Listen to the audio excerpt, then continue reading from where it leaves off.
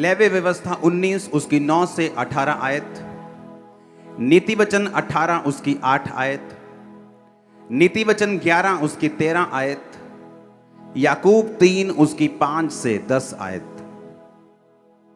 अगर आप Jesus Christ की लाइफ को देखेंगे तो आप ये नोटिस करेंगे कि प्रभु यीशु मसीह जब लोगों के साथ थे तो परमेश्वर ने एक लंबा समय लोगों को टीच करने में बिताया। अगर आप पहाड़ी उपदेश परमेश्वर का देखेंगे तो बाइबल कहती परमेश्वर ने कहा था ये लोग 3 दिन से मेरे साथ हैं, और 3 दिन में परमेश्वर ने एक हीलिंग सर्विस की और 3 दिन परमेश्वर उनको वचन सिखाता गया। जिस कलीसिया में वचन की सिखावट थोड़ी है और हीलिंग ज्यादा है, वो कलीसिया कंप्लीट कभी नहीं हो सकती और उसके लोग मजबूत कभी नहीं हो सकते, और उस कलीसिया के विश्वासी कभी मैच्योर नहीं हो सकते जो वचन को कम अहमियत देते हैं। वो भी कलीसिया कंप्लीट नहीं है जो हीलिंग बिल्कुल नहीं करती, क्योंकि परमेश्वर ने कहा है जाओ प्रचार करो और उसके बाद लोगों को चंगा भी करो।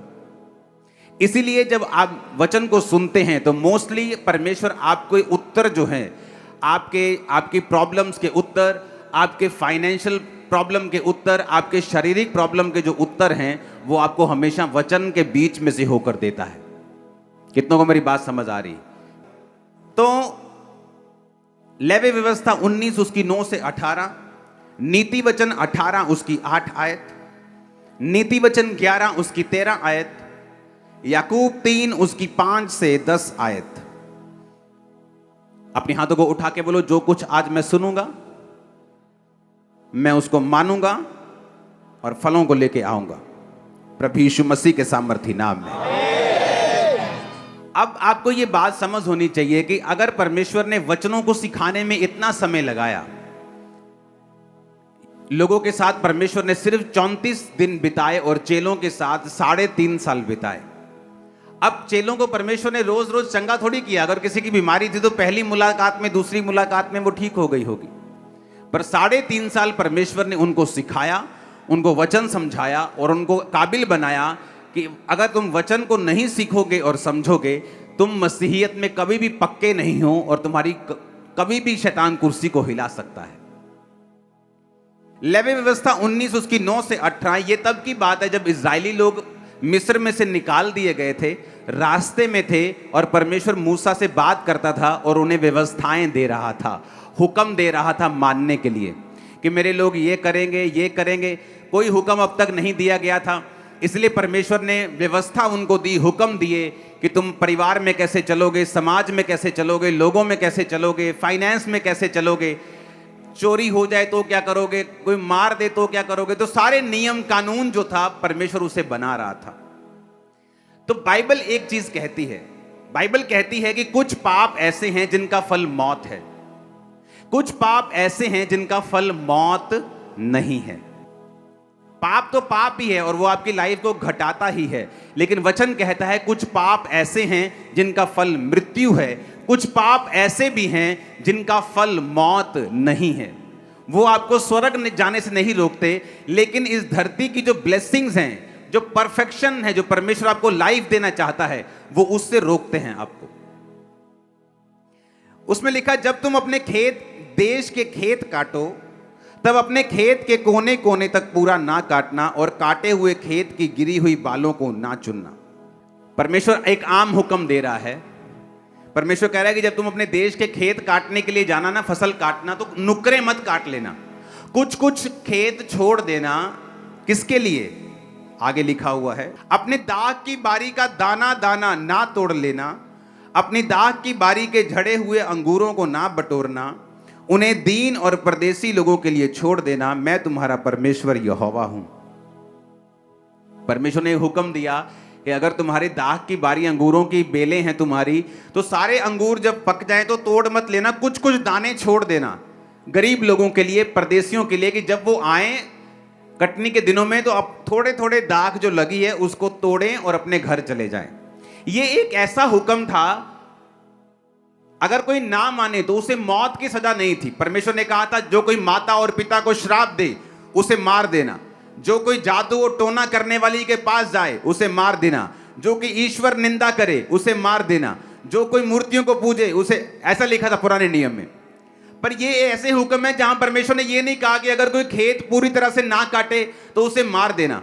ये ऐसे हुक्म थे जिन्हें तोड़ना पाप तो था ही, लेकिन ऐसा पाप नहीं था कि वो पाप मृत्यु का कारण बने। तो मैं आपको आज सिखाऊंगा कि जो पाप मैंने आपको सिखा रहा हूं, जैसे पौलुस ने कहा कि अगर तुम पर स्त्री गमन हो, अगर तुम व्यभिचारी हो, मूर्ति पूजक हो, तो तुम परमेश्वर के राज्य में प्रवेश कर ही नहीं सकते। ये है पाप जो मृत्यु पैदा करते हैं।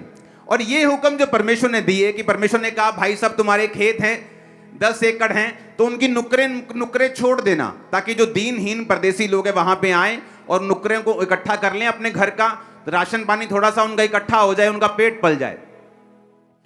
अब देखो ये हुक्म कोई बहुत बड़े हुक्म नहीं थे, लेकिन थे। मैं आपको इसलिए ये कह रहा हूं कि ऐसे पाप जो बड़े हैं और ऐसे पाप जो छोटे हैं, ये दोनों आपकी लाइफ को इफेक्ट करते हैं और बुरी तरह से करते हैं। परमेश्वर का छोटे से छोटा हुक्म जो बाइबल में दिया गया है, चाहे वो टाइट देना हो, प्रेयर करना हो, माता पिता की आज्ञाओं को मानना हो, किसी के खिलाफ झूठी गवाही ना देना, कुछ भी हो, वो छोटे से छोटा हुक्म जो जीसस क्राइस्ट के मुंह से निकला, वो एक लंबा बड़ा असर आपकी लाइफ के अंदर पैदा कर सकता है। जब आप रूथ की स्टोरी को देखते हैं, आप गांव में बहुत सारे लोग रहते हैं, कितने लोग गांव से आते हैं, पिंडों से आते हैं, हाँ देखो आधे लोग होंगे। तो जब आप गांव में होते हैं तो आपको मालूम होता है कि आ वाला जमींदार जड़ा है ना, ये बड़ा कंजूस है। गांव वालों को पता होता है कि कुछ जमींदार ऐसे जो रोज लस्सी बांटते हैं फ्री में। मेरी बात समझ आ रही है कि नहीं? उनके घरों से लोग रोज लस्सी लेने के लिए जाते हैं फ्री में। कुछ जमींदार होते हैं जो बड़े टाइट होते हैं, जो बड़े कंजूस होते हैं। तो लोगों को मालूम होता है कि मेरे जो गांव का जमींदार है वो कैसा है, लैंडलॉर्ड कैसा है। तो जब रूथ बोअज के खेत में वो चुगने के लिए गई, दाने चुगने के लिए गई, तो वो पता करके गई थी कि कौन सा खेत है जहां मैं जाऊं तो अपनी सास का पेट मेरा पल जाए। क्योंकि मजदूर से पूछता है कि भाई साहब काम कहां अच्छा मिलेगा, ये वाला मालिक अच्छा है, मजदूरी रोकता तो नहीं है, ये वाली दुकान अच्छी है, मजदूरी रोकती तो नहीं है, ये वाली कंपनी अच्छी है ना, मजदूरी खाती तो नहीं है। तो मजदूर का भाई होता है एक तरह से। तो वो बोअज के खेत में क्यों गई? क्योंकि बोअज, बाइबल कहती है, परमेश्वर के हुक्मों को मानने वाला व्यक्ति था। उसे मालूम था कि जब वो खेत काटेगा तो खेत की नुक्करें नहीं काटेगा। तो मजदूरों को यह बात मालूम थी कि बोअज नाम का बंदा है, वो खेत छोड़ देता है, आसपास नुक्करें छोड़ देता है, बड़ा वहां पे दाना मिलेगा। और परमेश्वर ने यह भी कहा था कि जब तुम फसल इकट्ठी करते हो ना, जो गिर जाए तुम्हारे इकट्ठी करते करते जमीन पे, उसे चुगना मत, वो भी दीनहीन और परदेशियों के लिए छोड़ देना।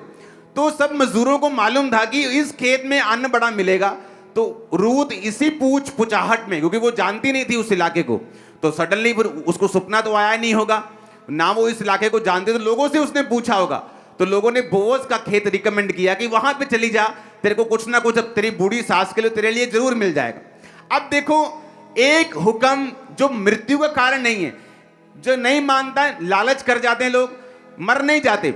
लेकिन अगर बोअज ने सारे खेत को काट लिया होता और उसकी आदत होती कि वो सारे खेत काट लेता है, कुछ छोड़ता नहीं है, मैं आपको दावा करता हूं रूथ जैसी एक अच्छी औरत, एक काबिल औरत, एक विश्वासी औरत उसकी लाइफ में कभी भी एंटर ना कर पाती। कितने मेरी बात को समझ रहे हैं? एक छोटा सा हुक्म, एक स्मॉल सा हुक्म, किस तरह से देखो उसकी लाइफ में पैसा था। वो बोअज अमीर था, लैंडलॉर्ड था, पैसे थी, बरकत थी, नौकर चाकर थे, सब कुछ था, लेकिन मैरिज नहीं थी। आपकी लाइफ में कुछ टेस्टिमनीज ऐसी होती हैं, वो तब तक नहीं बनती जब तक आप अपने आप को परफेक्ट नहीं करते। कुछ लोग बोलते हैं मैं मूर्ति पूजा तो नहीं कर रहा हूं जी, मैं व्यभिचार नहीं कर रहा हूं जी।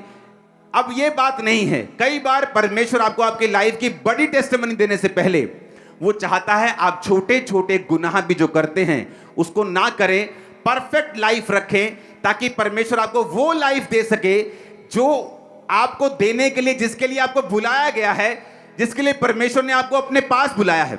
लेकिन अब परमेश्वर अब्राहम को बच्चा देना चाहता था, लेकिन अब्राहम परफेक्ट नहीं था, इसलिए परमेश्वर 99 साल का जब वो था, परमेश्वर आते हैं उसके दर्शन में, बोलते हैं अब्राहम मेरी उपस्थिति में चलता जा और सिद्ध होता जा। अब्राहम बोलता था परमेश्वर 24 साल हो गए तेरा पीछा करते, अभी भी मुझे सिद्ध होना है क्या? अब तो बातें कम कर, बच्चा दे मुझे। लेकिन परमेश्वर जानते थे कि जो मैं तुझे देना चाहता हूं, कई बार आपकी लाइफ में 5 टेस्टिमनीज बन चुकी हैं, बड़ी 6 टेस्टिमनीज बन चुकी हैं, लेकिन अभी भी एक ऐसी गवाही बाकी है जिस पर आपकी लाइफ डिपेंड करती है।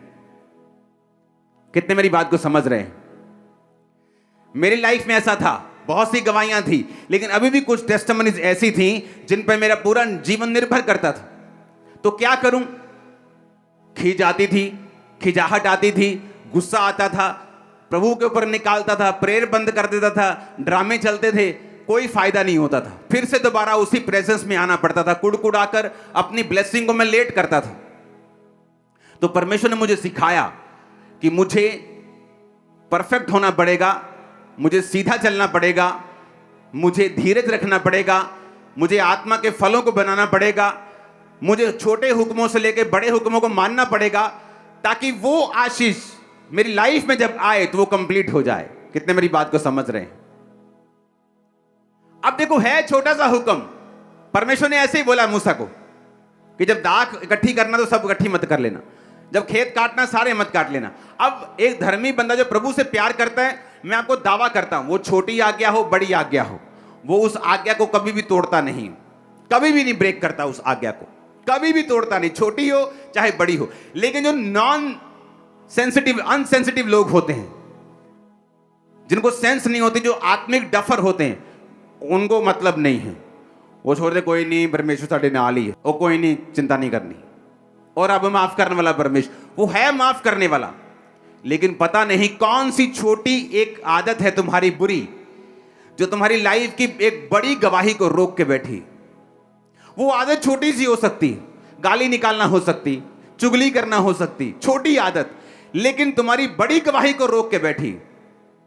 मैं आपको बता रहा हूं, परमेश्वर कई बार आपकी लाइफ की बड़ी गवाहियां छोटे हुक्मों के पूरा होने के साथ जोड़ के रखता है, ताकि आपको यह बात समझ जरूर आए कि जिस तरह बड़े हुक्मों को मानना जरूरी है, छोटे हुक्मों को मानना भी उतना ही जरूरी है, क्योंकि आपकी कई लाइफ की बड़ी गवाहियां उन हुक्मों के साथ जुड़ी हुई होती हैं।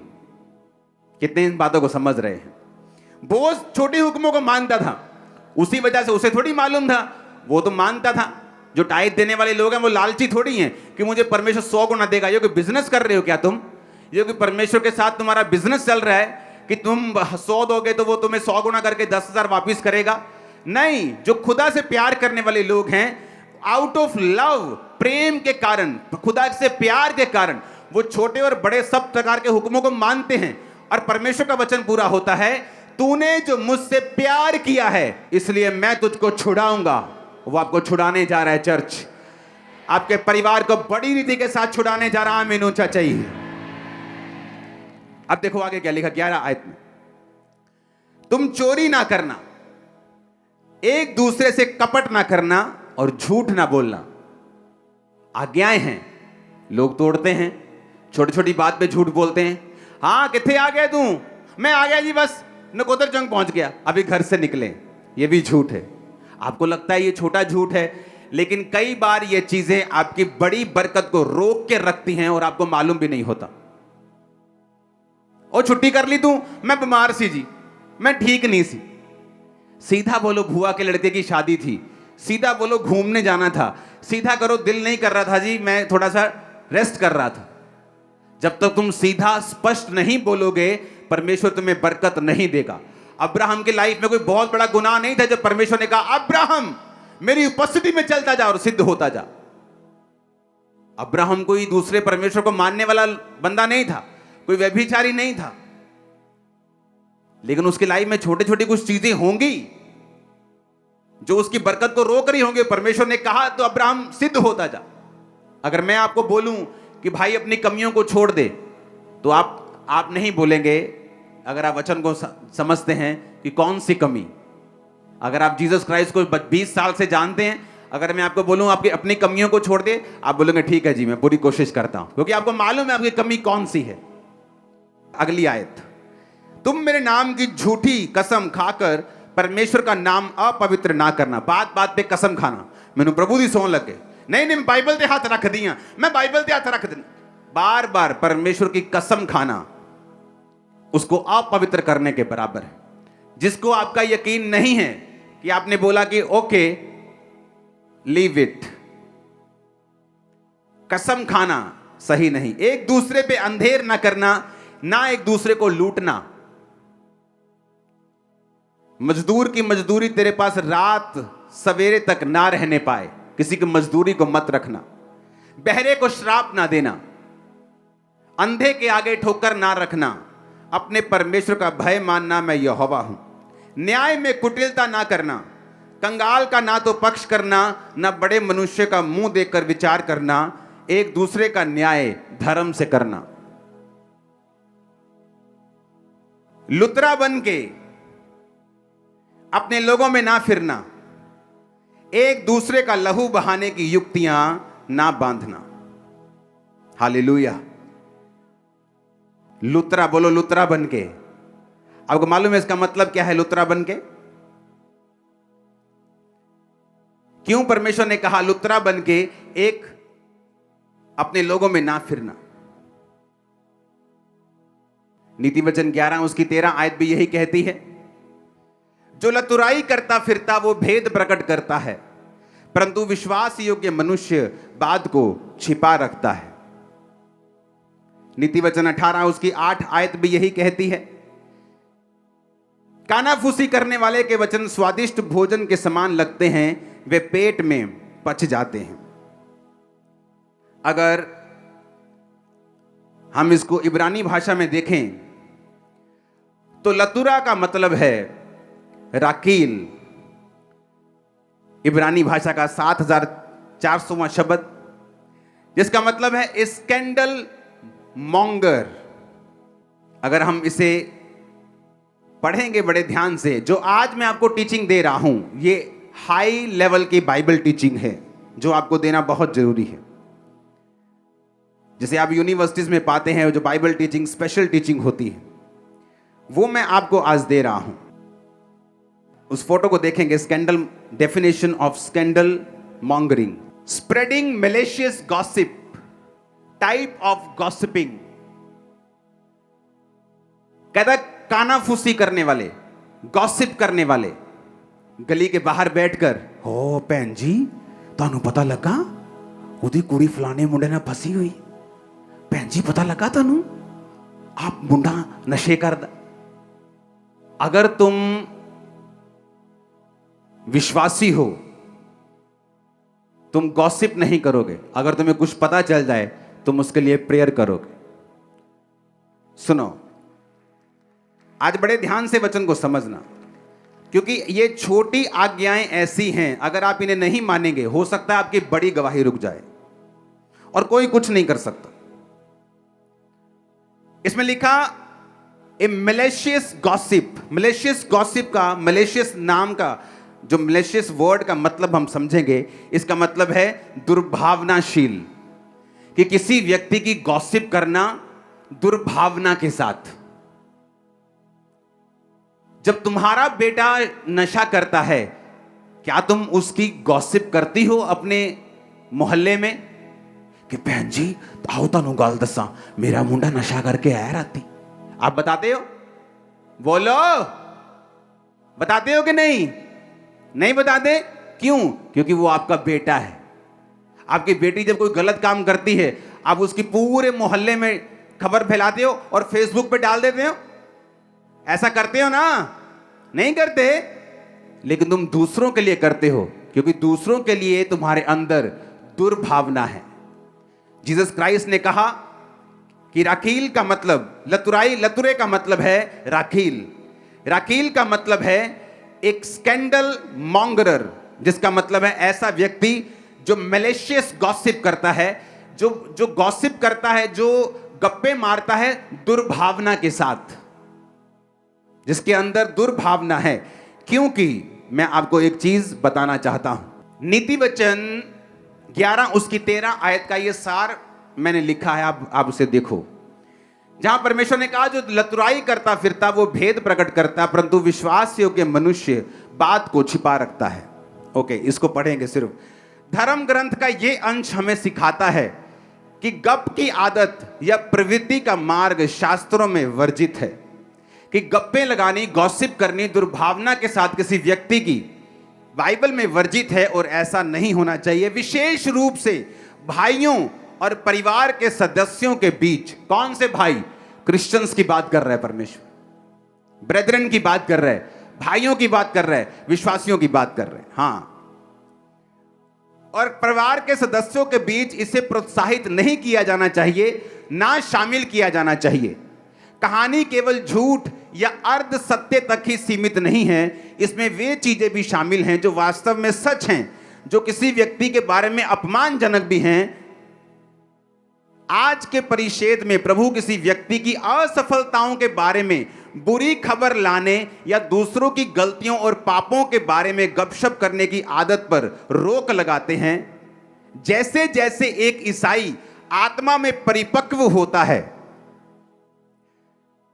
लिखा जैसे जैसे एक ईसाई, एक मसीही आत्मा में परिपक्व होता है, वो दूसरे व्यक्ति की अचीवमेंट्स को और अच्छी चीजों को सुनना चाहता है। सिलेंडर करना, गॉसिप करना, बदनामी करना, गपशप करना, चरित्र हनन करना, ये शैतानी विशेषताओं की अभिव्यक्तियां या प्रमाण हैं। एक ऐसा व्यक्ति जो चर्च में है और उसका काम सिर्फ एक दूसरे की कमियों को एक दूसरे पे जाहिर करना है, वचन कहता है कि ये शैतानी विशेषताओं का प्रमाण है। ये उस व्यक्ति की लाइफ में डेविल की उपस्थिति का एक प्रमाण है, एक प्रूफ है कि इस व्यक्ति में परमेश्वर का आत्मा नहीं, शैतान का आत्मा है। कितने मेरी बात को समझ रहे हैं? परमेश्वर ने कहा जब एक व्यक्ति आत्मा में परिपक्व होता है तो वो ये नहीं चाहता, वो सुनना नहीं चाहता कि कौन व्यक्ति कौन सी गप्पे लगाने की कोशिश कर रहा है या उस व्यक्ति की लाइफ में क्या हो रहा है। अगर उसे कोई बुरी न्यूज मिलती है, क्योंकि आप सब लोग जब मसीह में आते हैं, आप जीसस क्राइस्ट नहीं हैं, आप गलती करेंगे, लेकिन अब मैं आपकी गलती को इंटरनेट पे डाल दूं या मैं आपको समझाऊं और आपके लिए प्रेयर करूं, या मैं आपकी गलती को फिर अपनी टीम को इकट्ठा करके चुगलियां करूं आप लोगों की कि आप ऐसे हैं, उस व्यक्ति ने ऐसा किया, वो ऐसा। चुगलियां करने वाले लोग, बाइबल कहती है उनकी लाइफ में ये प्योर प्रमाण है कि शैतान उनकी लाइफ के अंदर है और काम कर रहा है। एक क्रिश्चियन परिपक्व व्यक्ति ये गॉसिप में कोई भी इंटरेस्ट नहीं रखता, बल्कि वो उन कमियों को जो उसने सुनी हैं उनके लिए प्रेयर करने में इंटरेस्ट रखता है।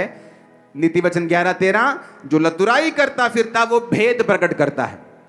बाइबल कहती है वो भेद सत्य भी हो सकता है, पर वो दुर्भावना से शेयर किया गया है। एक शेयर है जो मैं आपके साथ कर रहा हूं कि यार उस बंदे के लिए प्रेयर करना, अच्छा सीरियस प्रेयर करना। मैं अपनी टीम को बोल सकता हूं वो थोड़ा गिर गया है, वो शराब में चला गया है, चलो जाओ उसके लिए प्रेयर करो। एक ये है, एक है चल भैन जी तनु लगा बता वो फिर तो दारू पीने लग गया। एक ये है, एक है दुर्भावना के साथ किसी व्यक्ति को डाउन करने के लिए उसकी बातों को शेयर करना विश्वासियों के साथ, लोगों के साथ, और ये बाइबल कहती है शैतानी प्रमाण है तुम्हारी लाइफ में। एक है प्रेयर करने के लिए, अगर मुझे किसी की कमी नजर आती है तो मैं उस विषय के लिए प्रेयर करूंगा। कितने मेरी बातों को समझ रहे हैं? कहता है परंतु विश्वास योग्य मनुष्य बात को छिपा रखता है। जो विश्वास योग्य बंदा है, बंदी है, वो बात को छिपाने का मतलब उसके लिए प्रेयर करना, उसको लतुराई करते फिरना चर्च में नहीं, एक दूसरे की बदनामी करते फिरना नहीं। इसीलिए वचन कहता है याकूब 3 उसकी 5 से 10 में, जीभ भी छोटा सा अंग है, बड़ी बड़ी डींगे मारती है, थोड़ी सी आग से देखो कितने बड़े जंगल में आग लग जाती है। जीभ भी एक आग है, हमारे अंगों में अधर्म का एक लोक है, सारी देह पर कलंक लगाती है, जीवन गति में आग लगा देती है, नरक कुंड सी आग से जलती रहती है। हर प्रकार के वन, पशु, पक्षी, रेंगने वाले जंतु, जलचर मनुष्य जाति के वश में हो सकते हैं, पर जीव को मनुष्यों में से कोई वश में नहीं कर सकता। वे एक ऐसी बला है जो रुकती नहीं, प्राण नाशक विष से भरी हुई है। इसी से प्रभु और पिता की स्तुति करते हैं, इसी से मनुष्य को जो परमेश्वर के स्वरूप में उत्पन्न हुए हैं श्राप देते हैं। हे मेरे भाइयों, एक ही मुंह से धन्यवाद और श्राप दोनों निकलते हैं, ऐसा नहीं होना चाहिए। उसने कहा जीभ तुम्हारे जीवन में अधर्म का लोक है, नरक कुंड की आग से जलती रहती है। जो व्यक्ति इसको काम में लाना नहीं जानता वो इसका फल पाएगा। कितने इन बातों को समझ रहे हैं? अब आपको यह बात समझ आनी चाहिए कि ये बातें ऐसी नहीं हैं कि आपको नरक में ले जाएंगी, पर मैं आपको दावा करता हूं ये बातें ऐसी हैं जो इस दुनिया में आपके लिए प्रभु ने रखा हुआ है, कभी आप तक नहीं पहुंचेगा। मैं आपको बता रहा हूं, आने वाले 10 साल में लोग यहां खड़े होंगे टेस्टिमनी देने के लिए कि मैं ऐसी थी और मेरी लाइफ में देखो परमेश्वर ने क्या किया। आप देखना, लोग गवाही देंगे कि मेरी लाइफ में मैंने कुछ हासिल नहीं किया, मैं कहीं नहीं पहुंची, मैं जीरो से भी नीचे चली गई हूं, क्योंकि मेरे जीवन में ये आदत थी। आप देखना, मैं आपको प्रोफेटिक वर्ड दे रहा हूं, ये गिरेगा नहीं, मैं आपको बता रहा हूं। वचन जब हमें नहीं मालूम होता, आपने मुझे कभी भी किसी पास्टर की चुगली करते नहीं देखा होगा। पास्टर मीटिंग्स में मैं बहुत कम निकलता था ताकि मैं किसी की चुगली ना करूं, ना सुनूं, ना फालतू बात करूं, ना सुनूं, ना देखूं। अपना काम करूं, अपनी प्रेयर करूं, अपने लोगों के लिए प्रेयर करूं, अपने लोगों को बचाऊं, अपनी कॉलिंग को पूरा करूं, जो काम खुदा ने दिया उसे करूं। एक ही मुंह से लेकिन हम परमेश्वर को धन्यवाद करते हैं, वर्शिप करते हैं, गीत गाते हैं, हालेलुया, आमीन। जैसे जब चर्च कंप्लीट हो जाती है, आमीन हो जाता है, बहन जी तन लगा बता, नाली शुरू। तो परमेश्वर ने कहा ये दो मुंहा सांप की तरह क्या कर रहे हो? एक मुंह से धन्यवाद करते हो, दूसरे मुंह से उसी भाई की, उसी बहन की जो प्रभु के स्वरूप में है उसकी निंदा करते हो। उसने कहा लतुरा बन के अपने लोगों में ना फिरना, एक दूसरे का लहू बहाने की युक्ति ना बांधना, मैं यहोवा हूं। 16 आयत। 17 आयत। अपने मन में एक दूसरे के प्रति बैर न करना, अपने पड़ोसी को अवश्य डांटना, नहीं तो उसका भार तुझ पर बना रहेगा। बहुत कम लोग हैं जो डांटने की ताकत रखते हैं, लेकिन बाइबल में लिखा है, फिर से पढ़ेंगे, लतुराई का मतलब इब्रानी भाषा में 7400 शब्द। राकील का मतलब है स्कैंडल मॉन्गर, और उसके बाद स्लेंडर, कैरीटेल्स और टेल बीरर। टेल बीरर को जब हम पढ़ते हैं, गूगल पे पढ़ेंगे टेल बीरर के शब्द को, उसमें लिखा टेल बीरर वो आदमी है जो सीक्रेट्स जाहिर करता है दूसरे लोगों के ऊपर, आपके सीक्रेट्स। ये एक ऐसा व्यक्ति है चर्च में, बाइबल कहती है ये इनडायरेक्टली शैतान का दूत है और शैतान उसे इस्तेमाल कर रहा है। कुछ लोगों की आदत होती है, मैं आपको बता रहा हूं, बहुत से पास्टर्स ऐसे लोगों के साथ ग्रसित हैं, बहुत सी सेवकाइयां ऐसे लोगों के साथ ग्रसित हैं। आपके साथ कुछ लोग होते हैं ऐसे जो खुद कहीं नहीं जाते, पर आपके साथ के लोगों को हमेशा डिस्करेज करते हैं। खुद कहीं नहीं जाना उन्होंने, लेकिन साथ वाले लोगों को कभी मालूम नहीं होता कि ये लोग क्या कर रहे हैं। और जब आप आत्मा में बढ़ते हैं और ऐसे लोगों को आप निकालते हैं, लोगों को समझ आती है अच्छा ये व्यक्ति शैतान का दूत था, ये शैतान की विशेषताओं का एक प्रमाण था इसके अंदर, और जब ये गया सब कुछ सेट हो गया। और जिन व्यक्तियों को ऐसे लोग डिस्करेज करते हैं, उन व्यक्तियों का हाल देखो जाके क्या होता है जब वो निकल जाते हैं। बुरे हाल होते हैं, बुरे हाल, बताने योग्य नहीं। डेथ्स होती हैं घरों में, ऐसी चीजें होती जो बताने वाली भी नहीं, और उन्हें मालूम नहीं कि एक छोटा सा गुनाह जो तुम्हारे शरीर में, तुम्हारी लाइफ में है, किसी की लाइफ को कितना बड़ा इफेक्ट कर सकता है, क्योंकि जो परमेश्वर का जन है वो कभी इफेक्ट नहीं होता। एक बाप 100 बच्चे चाहे तो जन्मा सकता है, 100 बच्चे मिलके बाप पैदा नहीं कर सकते। हालेलुया। चाहे वो 100 के 100 डॉक्टर और इंजीनियर और बड़े बड़े बिजनेसमैन क्यों ना। पलटा ना लेना, अपनी बदला लाने ना, खुदा ने कहा 18 आयत में, अपने जाति भाइयों से बैर मत करना, एक दूसरे से अपने समान प्यार करना, मैं यहोवा। परमेश्वर ने कहा एक मॉन्गर मत बनो, टेल बीरर मत बनो, लतुराई करते मत फिरो चर्च में, गॉसिप मत करो, एक दूसरे पे अंधेर मत करो, नीति वचन 18 उसकी 8 में लिखा, कानाफूसी करने वाले के वचन स्वादिष्ट भोजन के समान लगते हैं, वो पेट में पच जाते हैं। कानाफूसी करने वाले के लिखा जो वचन होते हैं ना, बड़े टेस्टी लगते हैं, सुनने में मजा बड़ा आता है, लेकिन बाद में उसका असर जो है वो बुरा है। सुनाने वाला भी श्रापित है और सुनने वाला भी इफेक्टेड है। और जब ऐसी कमियां हमारी लाइफ में होती हैं, तो जो परमेश्वर कई बार जो करना चाहता है, ऐसा नहीं कि हम स्वर्ग नहीं जाएंगे, स्वर्ग चले जाएंगे, ये मैं गारंटी देता हूं, पर जो प्रभु करना चाहता है वो नहीं होगा, ये भी गारंटी देता हूं। वो परफेक्ट लाइफ जो खुदा देना चाहता है नहीं होगी। तुम जहां मर्जी चले जाओ, जो परमेश्वर का प्लान है वो एक ही है, एक ही है, वो अलग अलग नहीं है। अगर वहां फेल तो सब जगह फेल, मैं आपको बता रहा हूं। कितने मेरी बात को समझ रहे हैं? अगर ये वचन आपने नहीं समझे तो सब कुछ व्यर्थ है। आप आमीन आमीन बोल के थक जाएंगे। आप बोलेंगे मेरी लाइफ में एक काम क्यों नहीं हो रहा? क्योंकि ये ऐसी चीजें हैं जो आपकी लाइफ को परफेक्ट होने से रोकती हैं, और कुछ ब्लेसिंग्स ऐसी हैं जब तक आप उन चीजों को हासिल नहीं करते, आत्मा में परफेक्ट नहीं होते, आपकी लाइफ में कभी एंटर नहीं करते। एक असली मसीही व्यक्ति गॉसिप सुनने से उत्तम यह समझता है कि जिस व्यक्ति की लाइफ में उसको कमी नजर आती है, उस व्यक्ति के लिए वो प्रेयर करेगा। हालेलुया, ऊंची आवाज में बोलो हालेलुया, ऊंची आवाज में हालेलुया। जब हम बढ़ते हैं तो बाइबल कहती तुम दाग की तरह हो, तुम टहनियां हो। एक दाग जब बढ़ती है ना, जब एक बूटा बढ़ता है, कोई भी हो, जब वो ज्यादा बढ़ जाता है तो आउट ऑफ शेप हो जाता है, पता है कि नहीं? जब वो आउट ऑफ शेप हो जाता है तो फिर माली उसे थोड़ा थोड़ा काटता है। वो काट के छोटा तो नहीं हो जाता पहले जितना, थोड़ा सा छोटा हो जाता है, लेकिन पूरी तरह से शेप में आ जाता है। फिर वो और बढ़ता है, फिर माली उसको फिर काटता है और शेप में लेके आता है। बाइबल क्या कहती है? उसने कहा अपने पड़ोसी को अवश्य डांटना। पड़ोसी कौन? आपका नेबर नहीं, जो आपके मकान में रहता है, आपके मकान के साथ, वो उसकी बात नहीं कर रहा। पड़ोसी का मतलब जो आपके सबसे करीब है, जिसको आप जानते हैं। मुझे याद है जब मैं अपने स्पिरिचुअल फादर के पास नाइजीरिया में जाया करता था, तो वहां पे अच्छी तरह से मेरी धुलाई होती थी, आत्मिक धुलाई। तो सारी कमियां वहां निकल जाया करती थी। तुम्हारी लाइफ में एक भी जन ऐसा नहीं है जो तुम्हें डांट सके।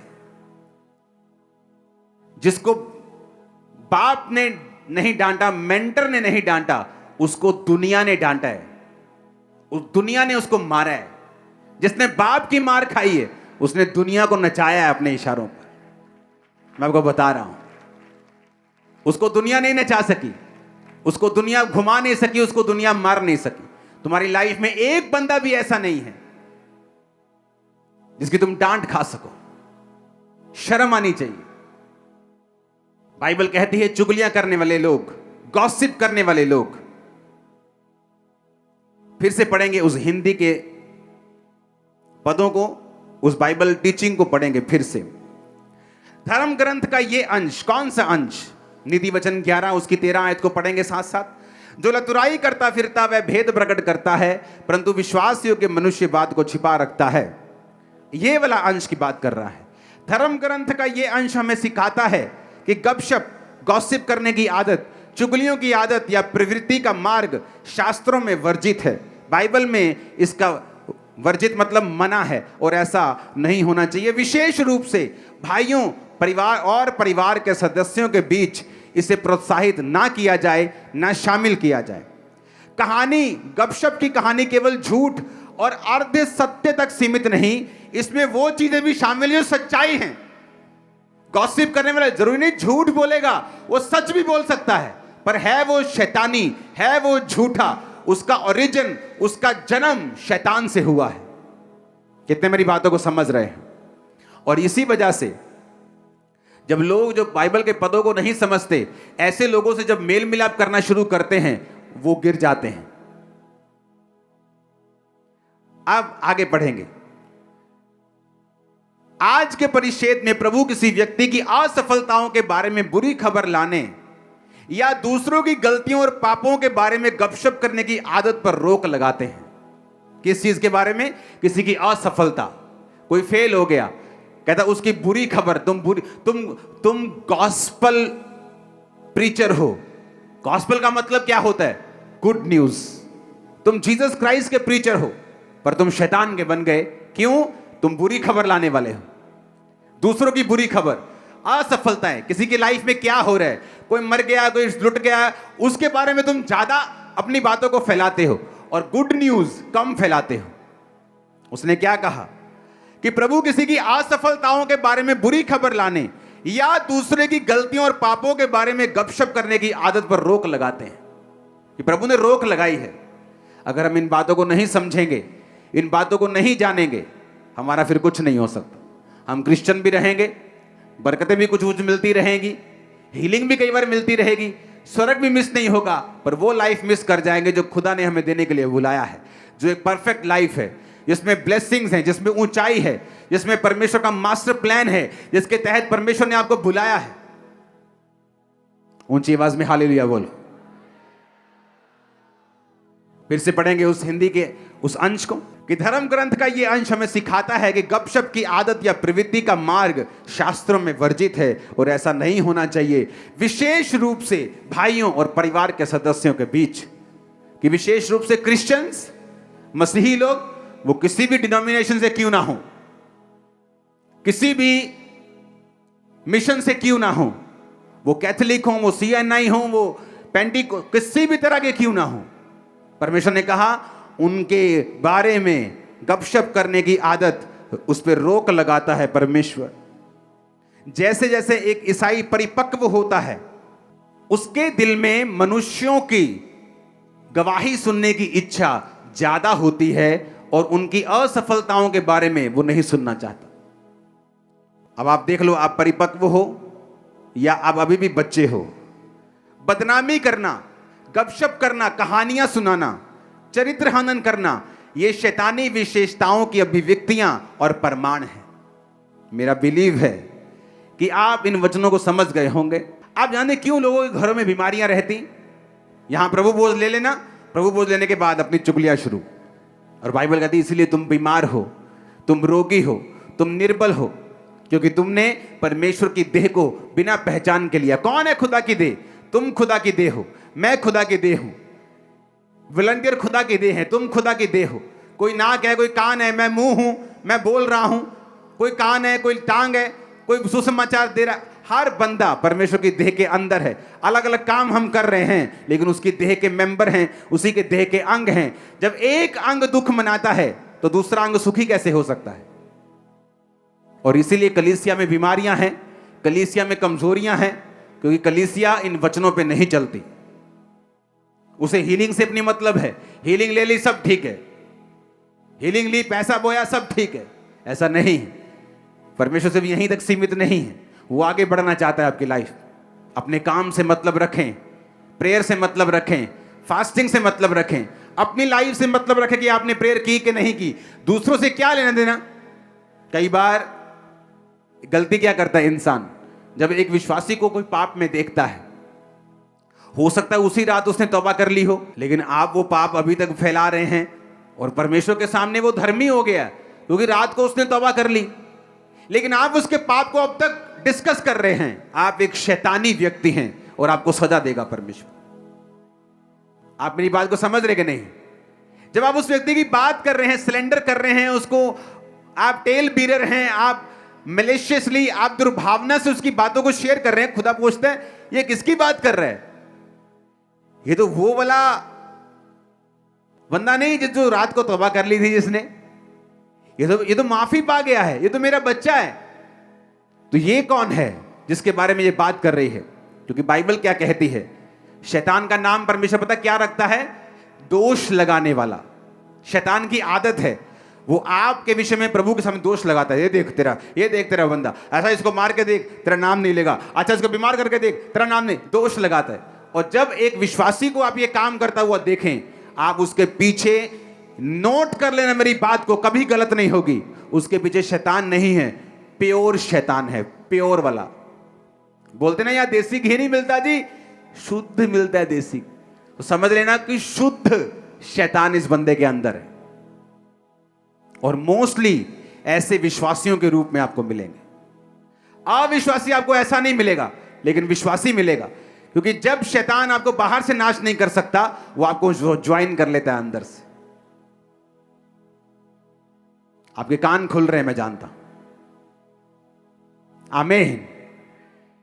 और जब आप इन बातों को समझ जाएंगे, आप कभी धोखा नहीं खाएंगे।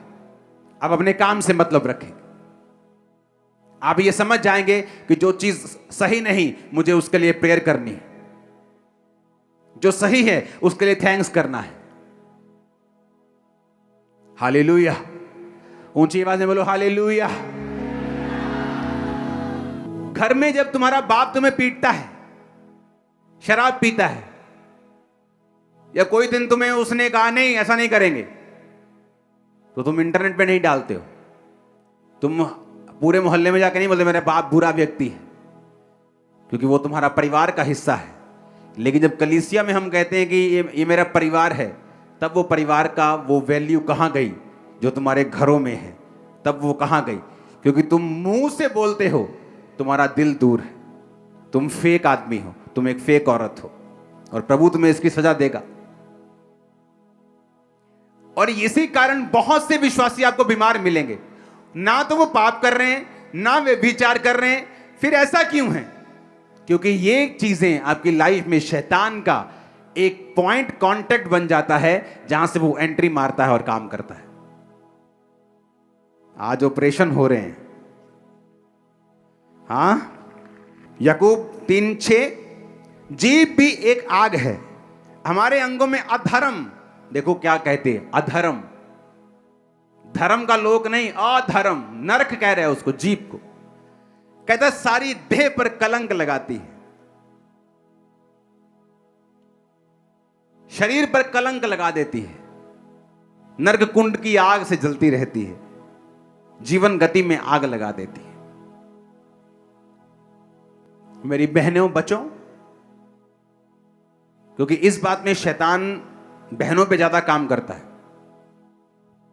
भाई भी बचें, क्योंकि वो किसी को स्त्री पुरुष को देखकर शैतान नहीं आता। लेकिन इस बात से बच के रहना है, ताकि जब प्रभु आपको कुछ ऐसा देने के लिए आए, ऐसी गवाही जिस पर आपकी लाइफ डिपेंड करती है, वो आपको काबिल समझे, नाकाबिल ना समझे। मेरा बिलीव है कि आज से ये कमी यहीं खत्म हो गई।